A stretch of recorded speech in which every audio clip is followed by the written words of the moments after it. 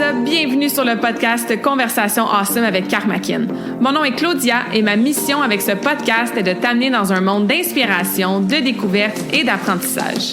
À travers des épisodes solo ou avec invités, en français and in English, attends-toi à une panoplie de sujets et d'histoires variées en lien avec la santé, les habitudes de vie, le développement personnel et spirituel et tout ce qui peut t'aider à vivre une vie awesome, épanouie selon tes termes. I am honored and so grateful that you're here. Merci de partager le podcast en grand nombre, de t'y abonner et de laisser 5 étoiles et un review sur ta plateforme d'écoute préférée. All right, let's dive in dans la nouvelle conversation de la semaine et merci encore d'être à l'écoute. You're awesome.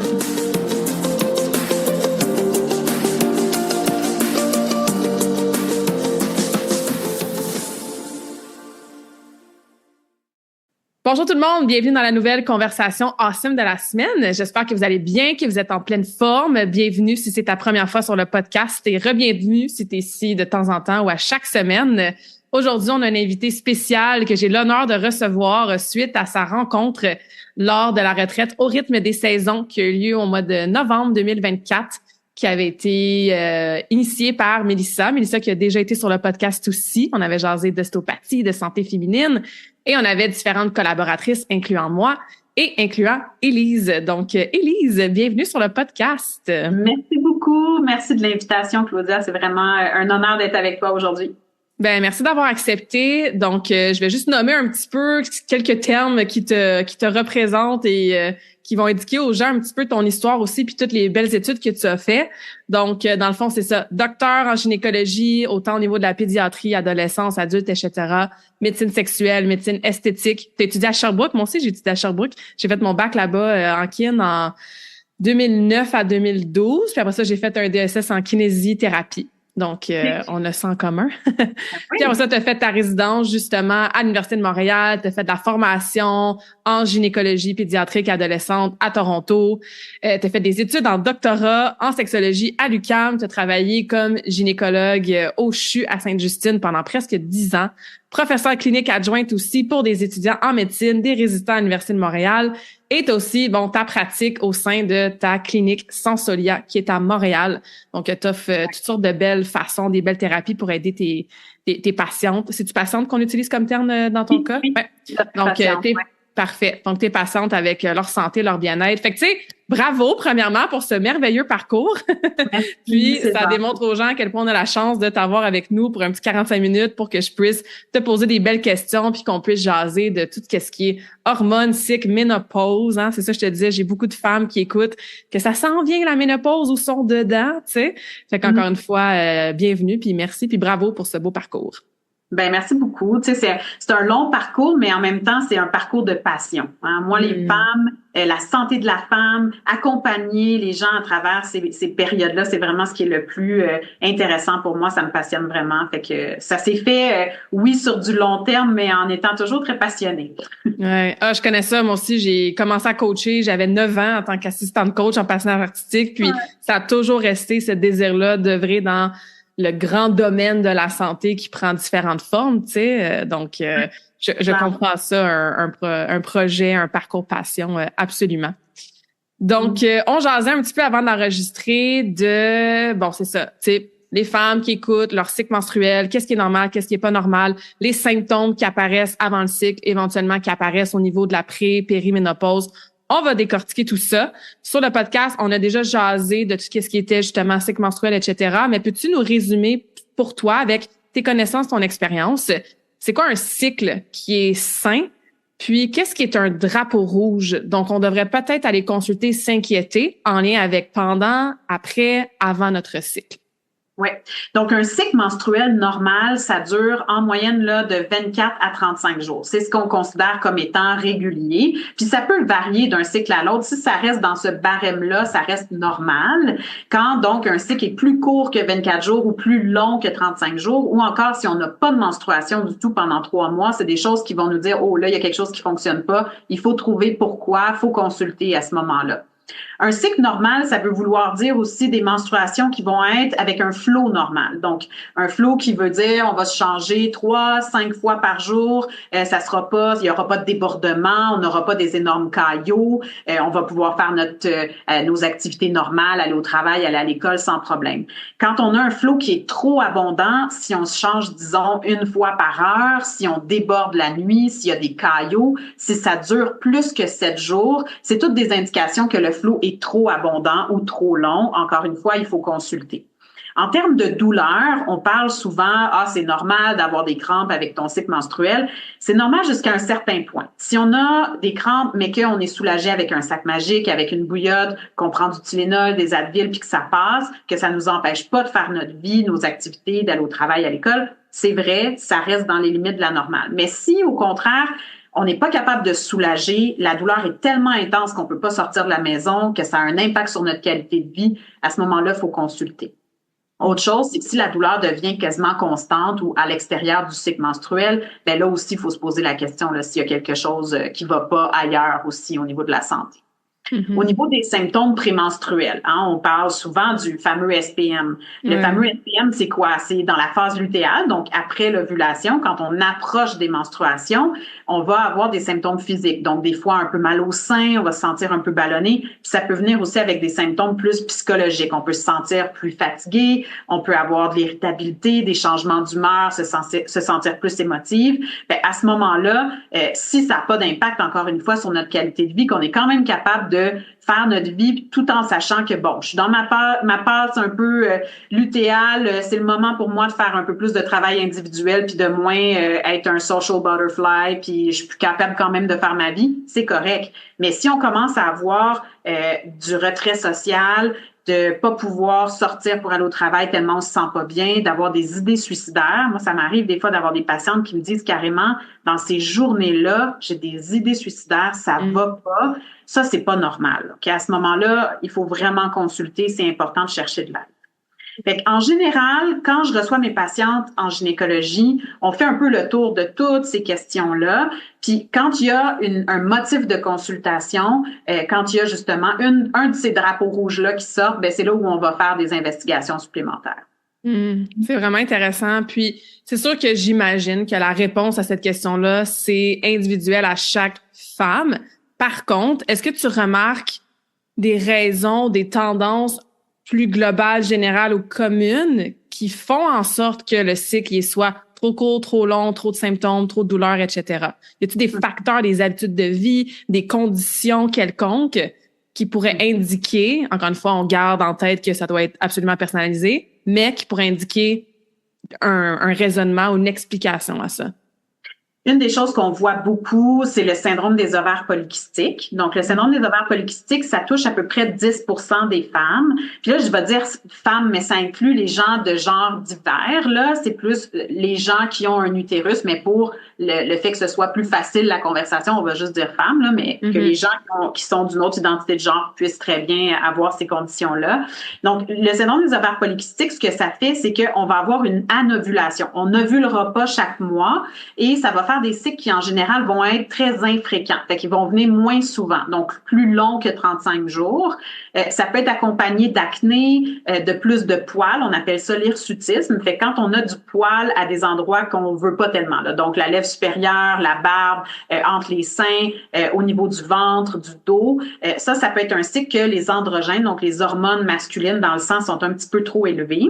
Et on peut avoir à l'échographie des ovaires avec plein de petits follicules autour, en collerette, qui sont un signe du syndrome des ovaires polykystiques. Avec ce syndrome-là, ça va être associé souvent avec des gens qui vont avoir tendance dans le futur à avoir plus de diabète, d'hypertension, des problèmes de cholestérol, ce qu'on appelle le syndrome métabolique. C'est des femmes qui vont souvent, dans le futur, tu sais, quand elles vont arriver dans la cinquantaine, la soixantaine, malheureusement, commencer à avoir justement un syndrome métabolique, des fois plus de problèmes cardiaques. Donc, c'est vraiment un syndrome qui est important de diagnostiquer assez tôt puis de le prendre en charge le plus tôt possible pour minimiser justement cet impact-là plus tard. Est-ce qu'on connaît les causes de ce syndrome-là? Tu sais, comment ça apparaît? On comprend que ça peut être la cause de d'autres choses, mais celui-là, là, ce syndrome-là, comment il C'est multifactoriel. La génétique a un rôle, c'est sûr, mais l'environnement aussi. On sait que, entre autres, tu sais, le fait qu'il y ait beaucoup d'hormones dans notre environnement, les microplastiques, dans les cours d'eau, la pollution, on le sait que c'est toutes des choses qui peuvent avoir un impact au niveau hormonal, puis on pense que ça a un impact au niveau du syndrome des ovaires polykystiques aussi, mais la cause unique est pas connue. Donc, c'est vraiment un ensemble de facteurs. Puis souvent, ce qu'on va voir, c'est vraiment des femmes qui vont avoir justement des menstruations pas souvent ou qui vont essayer de devenir enceintes puis que ça fonctionne pas parce que comme elles ovulent pas, ben elles arrivent pas à devenir enceintes. Donc, on va faire des tests dans ce temps-là, puis on va diagnostiquer le syndrome des ovaires polykystiques si on a 2 des 3 critères qu'on a parlé. Là. Fait que, tu sais, autant les menstruations irrégulières, l'apparence des ovaires, les hormones androgéniques qui sont plus élevées, là, on va pouvoir dire oui, c'est vraiment un syndrome des ovaires polykystiques. Le traitement de ce syndrome-là, c'est vraiment holistique. C'est au niveau des habitudes de vie en général. On va vouloir avoir une alimentation qui va être la moins transformée possible avec des produits frais, fruits et légumes. On peut ajouter l'inositol, qui est un produit naturel, qui est un supplément alimentaire qui peut aider les femmes qui ont un syndrome des ovaires polykystiques. Puis évidemment, l'activité physique. Donc, de maintenir un métabolisme le plus actif possible, d'avoir une bonne masse musculaire. Puis souvent, on va combiner avec quelque chose pour traiter le débalancement hormonal. Fait que quand on n'a pas d'ovulation sur un long terme, on peut avoir l'endomètre, donc la petite couche à l'intérieur de l'utérus qui va devenir plus épaisse avec des cellules anormales précancéreuses. C'est important d'avoir une menstruation au moins aux 3 mois. Fait que soit on va donner un progestatif pour stimuler la menstruation, soit on va vouloir donner, mettons, comme la pilule anticonceptionnelle pour diminuer les hormones androgéniques en circulation. Fait que ça va aider au niveau de l'acné, ça va aider au niveau de l'hirsutisme des poils, tout ça. Et ça va régulariser les menstruations pour garder notre endomètre le plus sain, le plus mince possible. Ou on va mettre un stérilet, donc un stérilet hormonal pour garder encore une fois l'endomètre mince. Quand on a des patientes qui veulent devenir enceintes, ben là, évidemment qu'on peut pas donner des méthodes de contraception parce que elles veulent devenir enceintes. Ça va contre leurs objectifs. Exactement. Fait que là, on va vouloir donner quelque chose pour stimuler l'ovulation. Donc, souvent, on va faire ça en clinique de fertilité. On va donner un stimulateur d'ovulation en suivant est-ce que ça fonctionne, est-ce que ça fonctionne pas. Il y a des médicaments par la bouche, il y a des injections. Donc là, on suit vraiment en clinique de fertilité pour voir si le résultat de l'ovulation est atteint puis d'avoir soit une insémination ou même une fécondation in vitro au besoin. Ça, c'est une des choses qu'on voit souvent là, en ce moment dans nos Est-ce qu'on peut guérir de ça puis renverser ça ou on est comme pogné avec ça puis on fait tous les changements que tu as nommés pour s'aider à vivre avec, avoir le moins de symptômes possible, etc.? En fait, chez les patientes qui vont avoir un embonpoint ou une obésité, souvent, si elles font puis qu'elles n'ont pas des bonnes habitudes de vie, quand elles commencent à avoir des meilleures habitudes de vie, on peut voir une amélioration puis on peut voir un retour des ovulations puis des cycles. Mais il y a vraiment des femmes qui ont eu des excellentes habitudes de vie puis qui, malgré tout, vont être très symptomatiques puis qui n'auront pas, que malgré tout, elles vont avoir un syndrome des ovaires polykystiques très actif puis dans ce temps-là, c'est juste on contrôle avec les suppléments, avec les thérapies hormonales, puis on fait le plus possible de prévention. Fait qu'on va suivre pour être sûr que s'il y a un diabète qui commence, ben on va l'attraper tôt, on va le traiter tôt. Même chose au niveau de la pression artérielle, on va la suivre pour s'assurer qu'il y ait le moins possible d'impact à long terme au niveau de la santé globale. Fait que le plus tôt on peut découvrir ça, ben le plus qu'on peut être en mode prévention pour pas que ça empire. Puis pour éventuellement attraper autre chose qui pourrait découler de ce syndrome-là. Exactement, ouais. Une autre chose que je vois vraiment beaucoup en clinique, c'est l'endométriose. On en parle de plus en plus maintenant, mais il y a eu quand même une longue période où les femmes n'étaient pas diagnostiquées pour l'endométriose. Ça prenait très, très longtemps, souvent avant qu'elles aient un traitement, un diagnostic. Ce que c'est l'endométriose, c'est des petites lésions, des petites cellules de l'intérieur de l'utérus, de l'endomètre, qui se retrouvent à l'extérieur de l'utérus. Fait que ça peut être au niveau des ovaires, des trompes, de la paroi qui s'appelle le péritoine, qui entoure les organes dans notre ventre. Puis quand on saigne, quand on a nos menstruations, ben ces lésions-là, elles saignent aussi. Elles sont stimulées par les hormones. Puis ça va faire de l'inflammation au niveau du ventre. Ça va faire éventuellement des douleurs vraiment importantes au moment des menstruations, puis éventuellement, ça peut devenir même des douleurs à tous les jours, des douleurs qu'on dit chroniques. Souvent, ce qui arrive, c'est que quand on a mal, notre cerveau, à un moment donné, il devient comme sensibilisé à la douleur. Fait que c'est comme si, de base, on avait au départ un niveau de tolérance à la douleur qui était X, mais quand on a de la douleur chronique, c'est comme si notre niveau de base de tolérance, il va devenir plus bas. Fait qu'à chaque fois qu'on va avoir une sensation, quelle qu'elle soit dans notre ventre, ben notre cerveau, il va l'interpréter comme étant douloureux. Puis, tu sais, c'est très difficile à vivre cette maladie-là parce que ça peut avoir un énorme impact sur la qualité de vie. Il peut y avoir des symptômes qui vont être digestifs en même temps. Fait que, tu sais, des fois, constipation, diarrhée. Il peut y avoir des symptômes même urinaires. Fait que quand il y a un petit peu de lésion d'endométriose proche de la vessie, on peut avoir des urgences, avoir besoin d'aller faire pipi plus souvent, se lever la nuit, des pressions au niveau plus du pelvis. Fait que c'est vraiment quelque chose qui peut être incapacitant dans la vie de tous les jours. Puis l'endométriose, ben souvent, ça se diagnostique pas si bien non plus. Le diagnostic, c'est vraiment plus clinique. Fait que c'est quelqu'un qui me raconte son histoire, puis que je trouve qu'effectivement, ça sonne comme de l'endométriose. Les échographies vont parfois pas être assez sensibles pour voir les lésions si les lésions sont trop petites. Puis même les résonances magnétiques qui sont meilleures que les échographies vont pas parfois diagnostiquer l'endométriose quand les lésions sont très petites. Fait que dans le temps, on avait tendance à dire, bon, ben, on va aller voir avec une caméra à l'intérieur du ventre, on va faire une chirurgie pour aller voir s'il y a vraiment de l'endométriose. Puis dans certains cas, on le manquait même en faisant ça. Ouais. Fait que maintenant, ce qu'on fait quand on pense, on suspecte qu'il y a une endométriose, c'est qu'on la traite. Parce que c'est une maladie qui est chronique. Puis même si on se dit, bon, ben, je vais aller faire une chirurgie, je vais aller enlever le plus possible de lésions d'endométriose, si on fait rien après, ça revient. Fait que la maladie, il faut vraiment la traiter de façon hormonale. Fait qu'on diminue les hormones en circulation pour vraiment avoir les activités là, des lésions le plus faibles possible, les moins actifs possibles, pour avoir le moins de douleur puis le moins d'inflammation possible. Parce qu'à la base, l'endométriose, c'est dû à trop d'hormones, un débalancement hormonal, on sait pas trop non plus. c'est pas un débalancement hormonal, mais c'est que les lésions d'endométriose sont stimulées par les hormones, comme notre endomètre à l'intérieur de l'utérus l'est. Donc, quand on a notre cycle normal avec notre stimulation hormonale normale, ben ça va les stimuler aussi. Puis quand il y a notre chute hormonale à la fin du cycle, ben ça va les faire saigner aussi.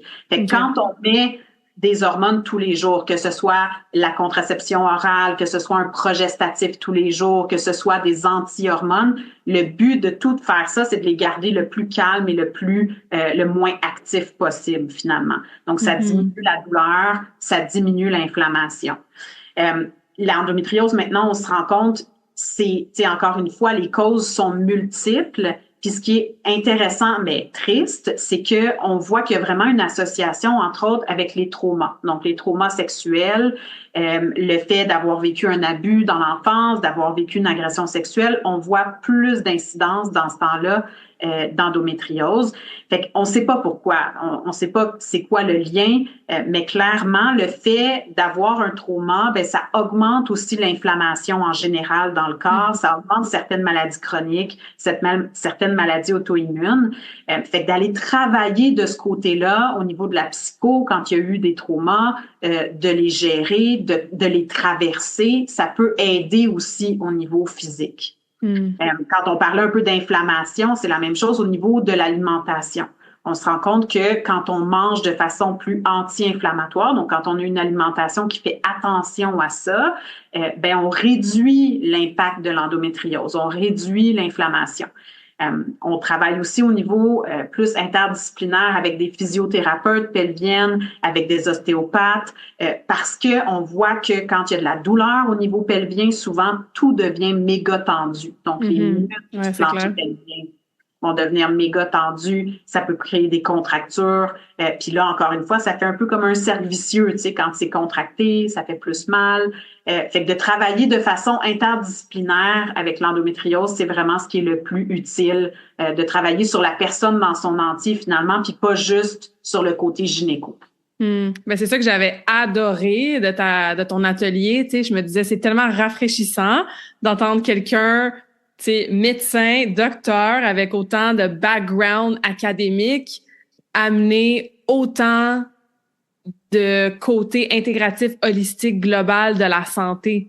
Tu sais, parce que c'est ça, tu nous avais, comme tu viens de le faire là, tu nous avais parlé autant de oui, prendre la pilule pour X raisons, aller avec une thérapie hormonale, que d'aller en psycho pour travailler au niveau des traumas, que d'avoir une alimentation, tu sais. Puis ça, c'est tellement mon approche, puis qu'est-ce que les gens ont vraiment besoin de plus en plus aussi avec ce qu'on découvre, ce qu'on remarque, ce qu'on étudie, tu sais, de voir que c'est l'approche intégrative qui c'est ça, puis qu'on peut s'aider là, tu sais, une gynéco peut travailler avec une kinésiologue, peut travailler avec une ostéopathe, peut travailler avec un médecin, tu sais, donc c'est vraiment rafraîchissant d'entendre ça.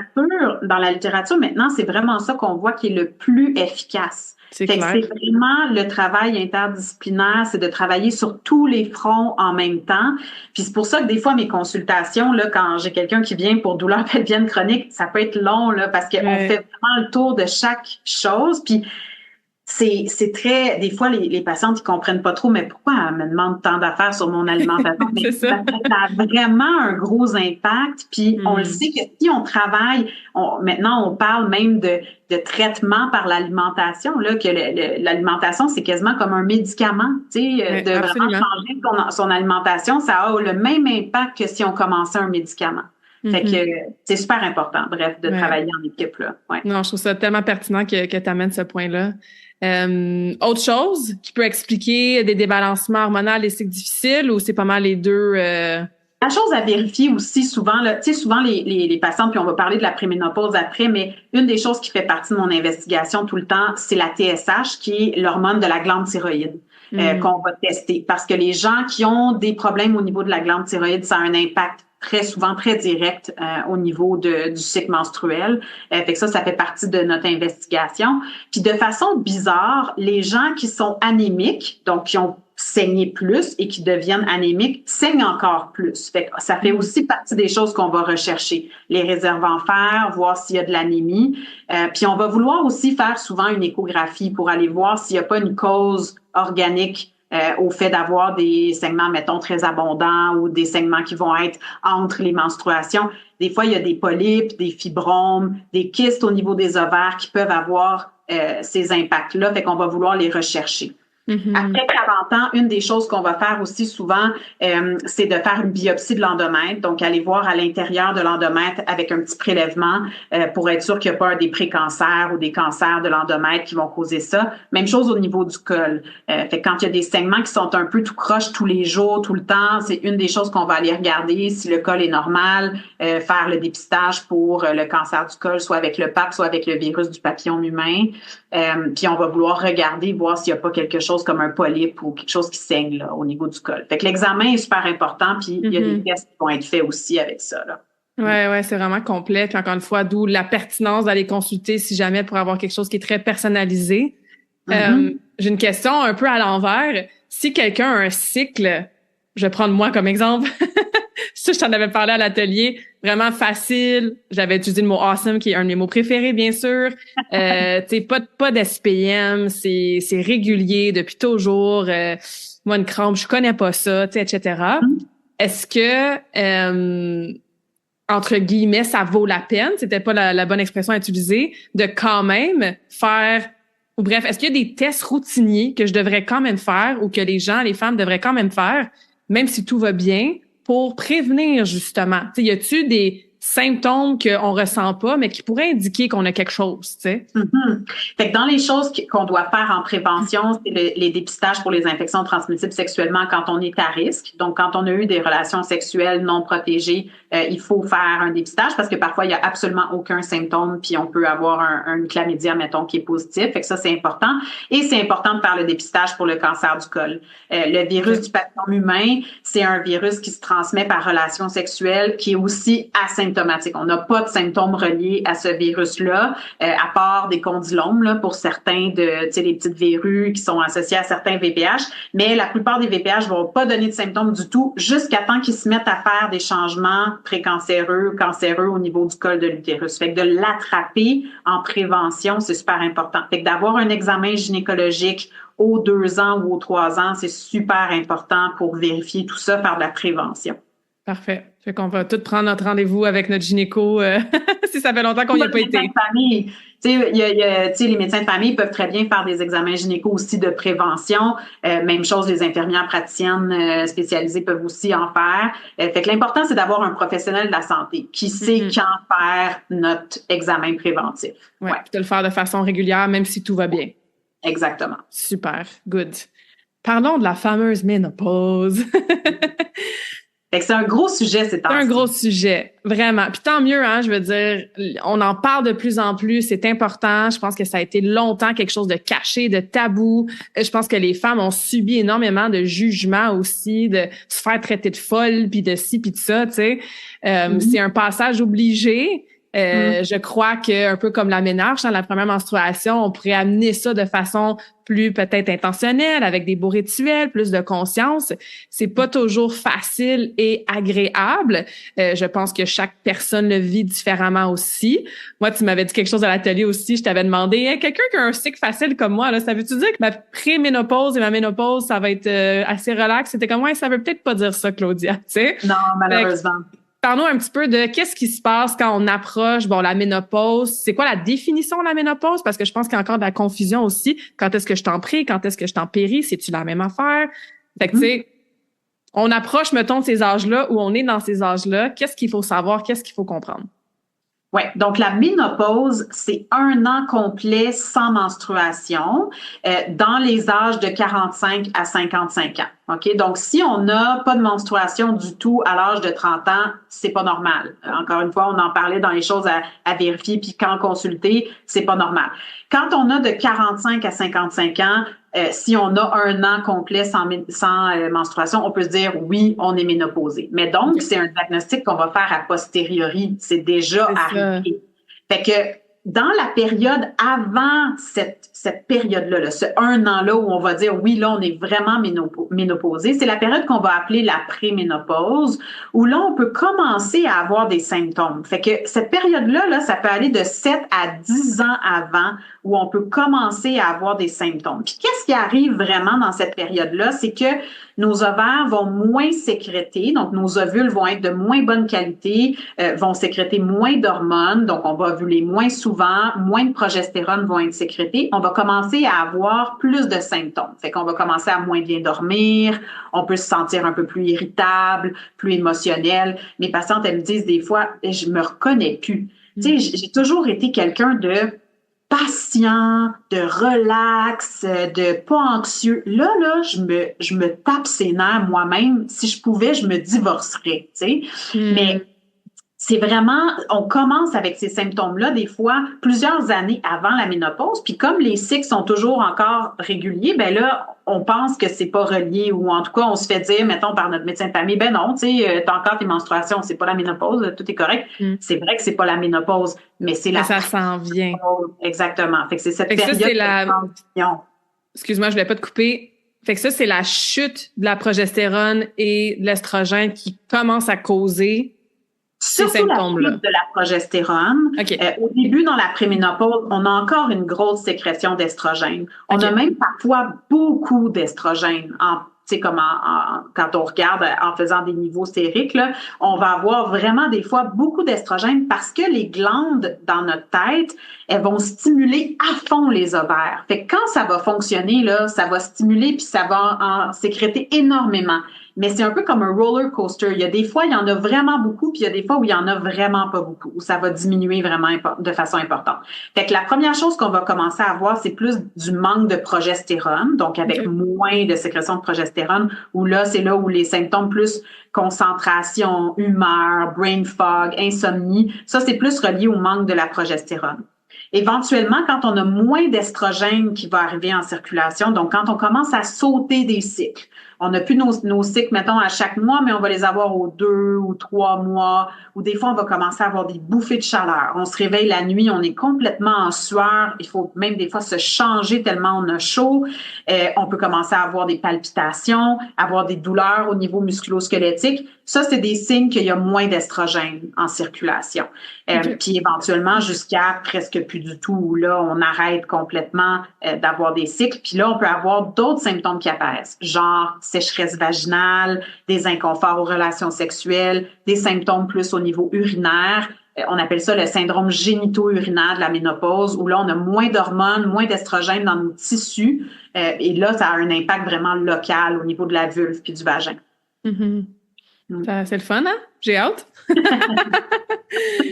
Ouais. Quels sont les facteurs, les habitudes de vie, les solutions, les stratégies qui peuvent nous aider à passer à travers cette période-là?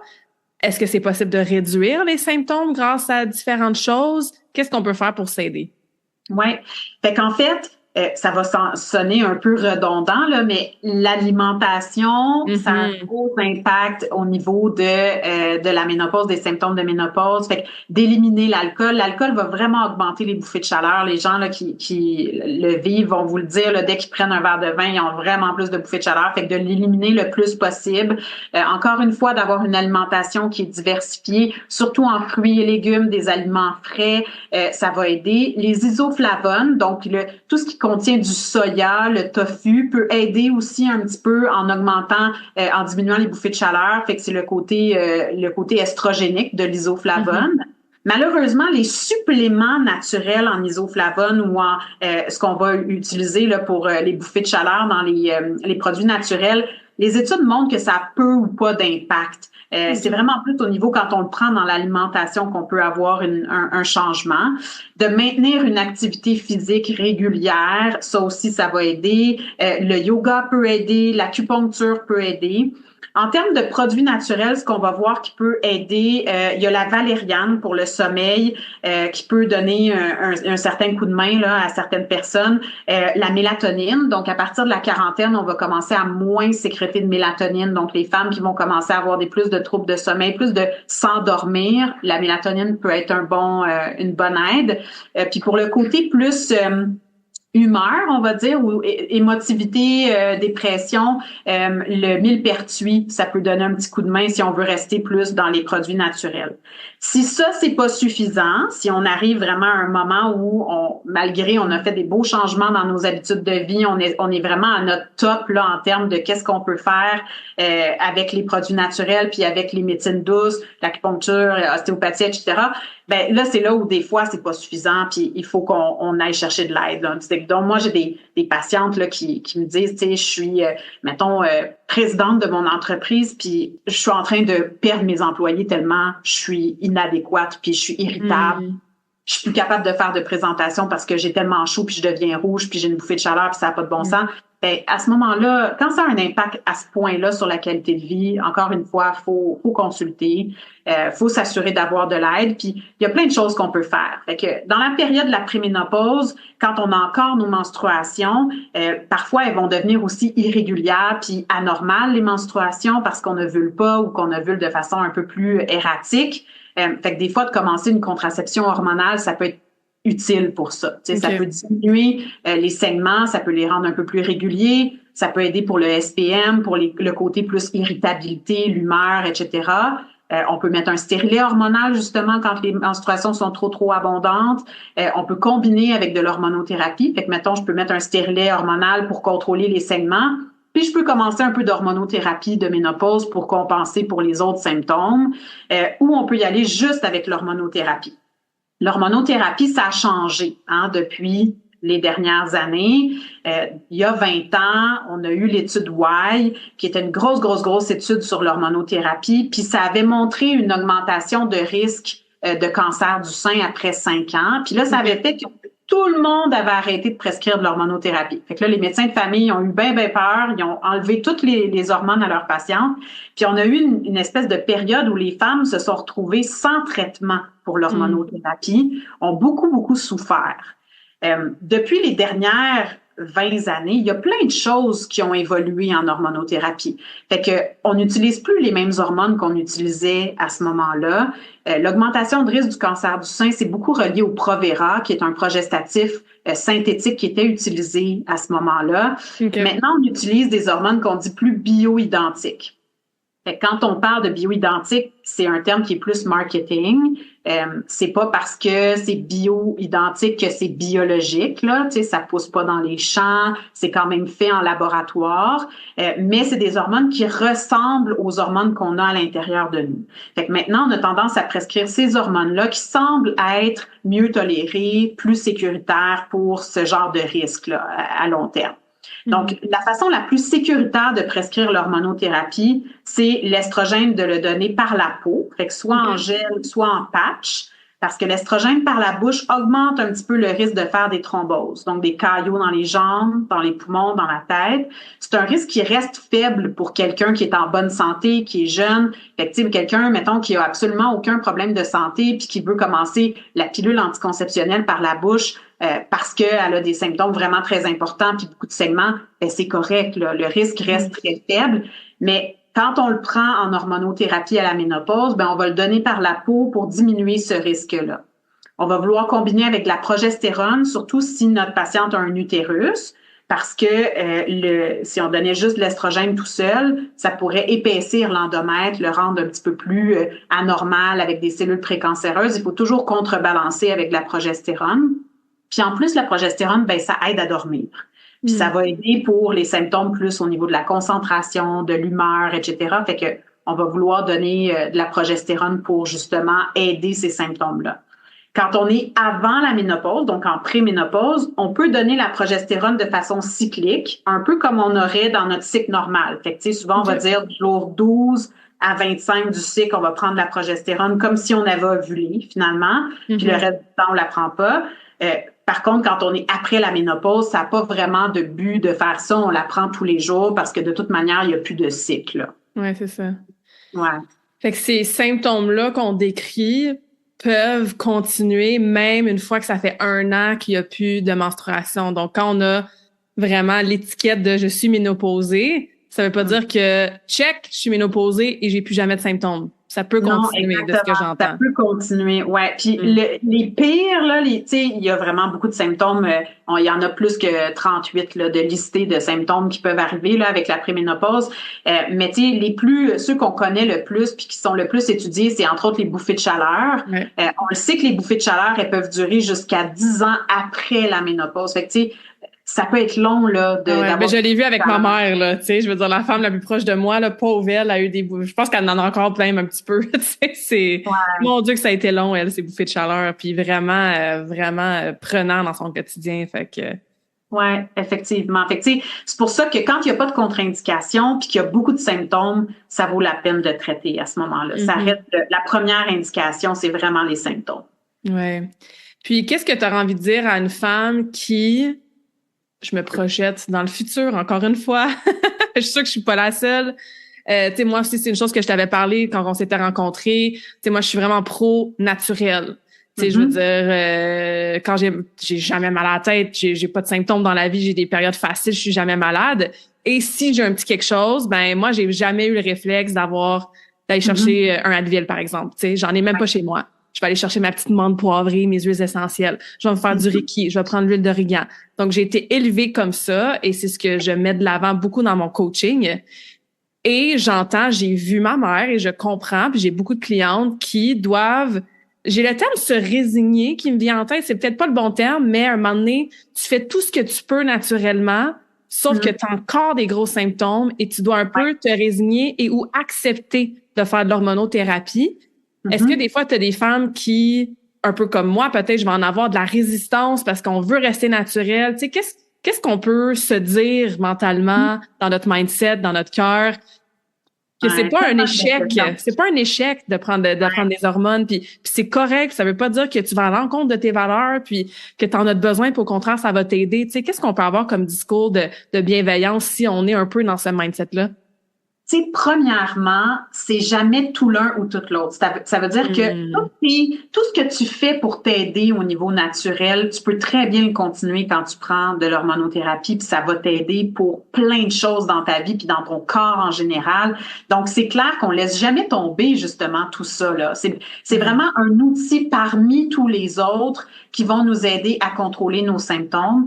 Puis moi, ce que je dis souvent là à mes patientes qui justement pour qui c'est un peu plus elles sont plus réticentes avec les mêmes choses que tu dis, c'est toutes les autres hormones dans notre corps, si on a une déficience, on va le remplacer. OK? Fait que si demain matin, tu commençais à avoir une hypothyroïdie, donc ta thyroïde, elle fonctionne pas bien, on se pose pas deux questions, là. On va tout de suite remplacer ta thyroïde parce qu'on le sait que c'est super important sur tout ton métabolisme en général, dans ton corps en général. Les hormones ovariennes, c'est les seules hormones dans notre corps qu'on remplace pas de façon systématique. Si un homme a moins de testostérone, on se posera pas la question, on va la remplacer, sa testostérone. On ne laissera jamais aller avec ce qu'on appelle un hypogonadisme, là, la base testostérone. On va dire, oh mon Dieu, le pauvre, il va être fatigué, il n'y aura pas d'énergie, ça n'a pas de bon sens. Mais nous, les femmes, on accepte ça.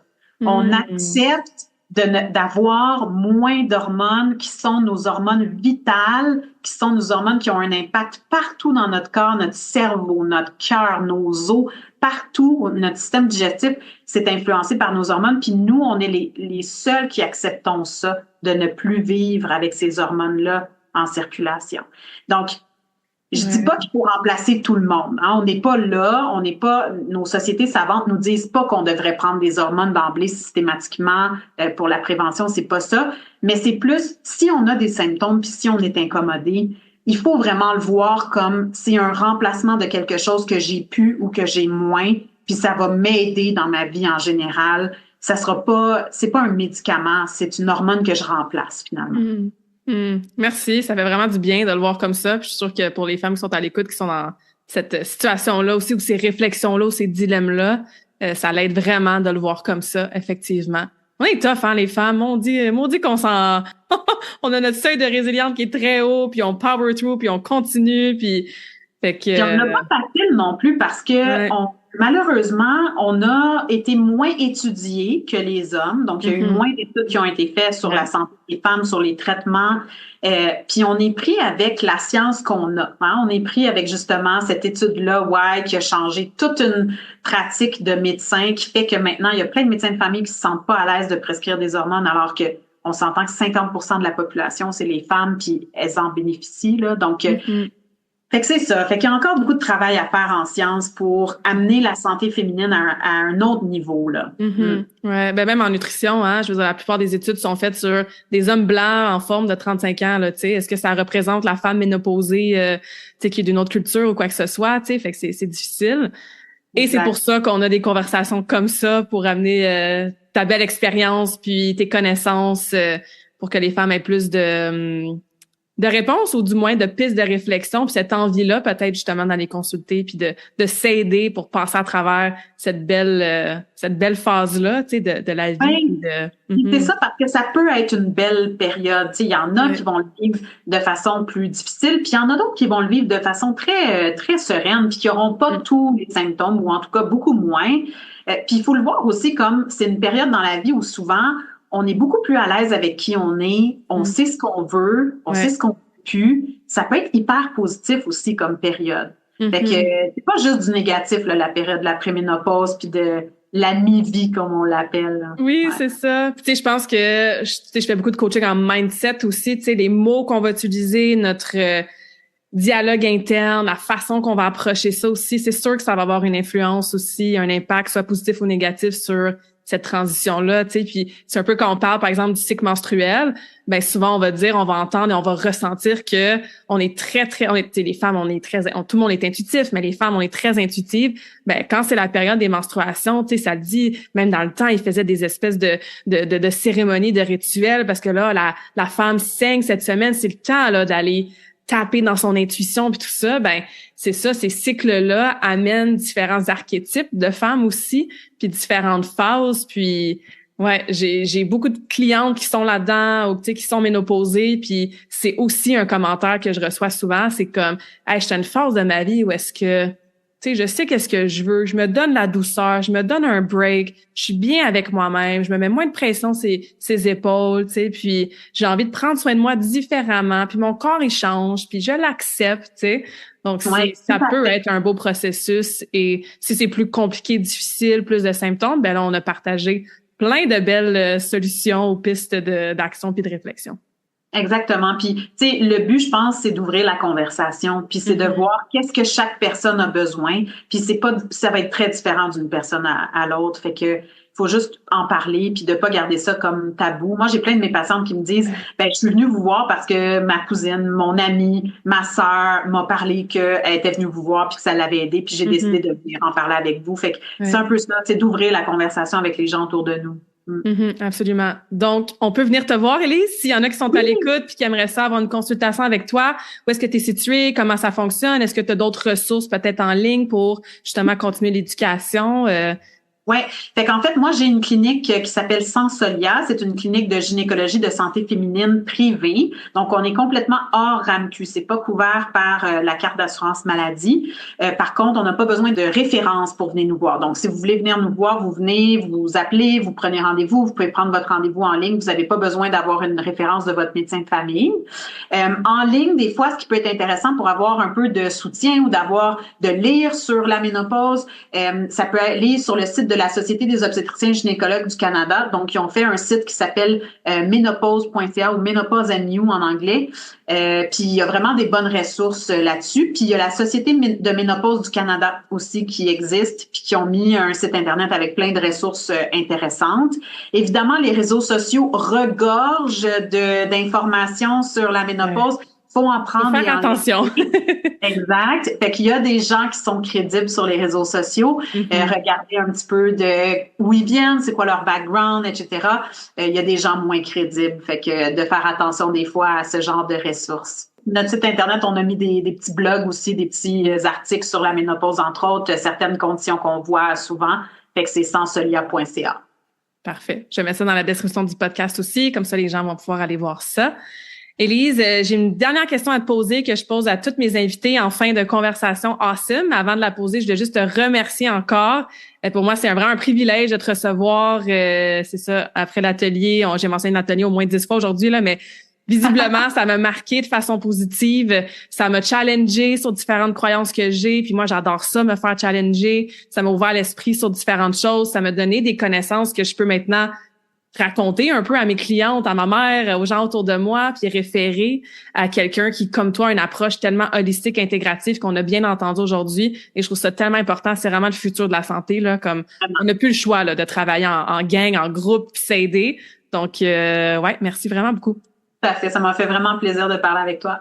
Puis ma dernière question, c'est est-ce que tu as une citation préférée? Puis ça serait laquelle et pourquoi? C'est vraiment une bonne citation. Je pense que il y en a une de Confucius que j'aime beaucoup.